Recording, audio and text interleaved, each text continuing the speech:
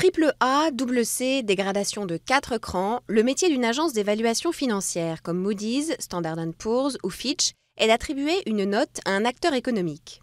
Qu'il s'agisse d'un État ou d'une entreprise, un analyste est chargé d'évaluer sa solvabilité en lui attribuant une note qui s'échelonne de triple A, la meilleure, à D en défaut. Après des rencontres avec les membres de l'administration fiscale, une étude minutieuse et la réunion d'un comité de notation, l'agence décerne ainsi une note. Celle-ci porte sur la synthèse de plusieurs facteurs, l'environnement politique, institutionnel, la marge de manœuvre budgétaire ou encore la dette.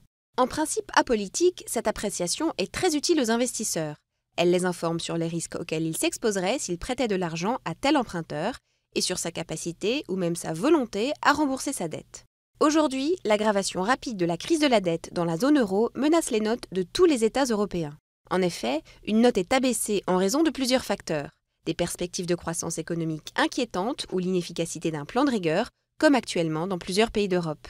Or, une note dégradée se traduit par une hausse des taux d'intérêt pour les États comme pour les entreprises. En conséquence, quand ils veulent emprunter, cela leur coûte plus cher.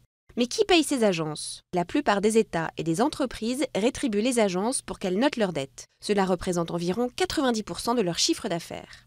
Devenues peu à peu incontournables, les agences de notation n'ont toutefois jamais cessé d'essuyer des critiques, comme lors de la crise des subprimes en 2007, car les produits financiers qui se sont révélés pourris étaient souvent bien notés. En 2008, peu avant de faire faillite, ce qui donna le signal de départ de la crise financière mondiale, la banque Lehman Brothers avait ainsi reçu leur satisfecit. Aujourd'hui, des centaines de petites agences existent dans l'ombre des Big Three, mais sans mettre en danger leur domination, avec plus de 90% de parts de marché.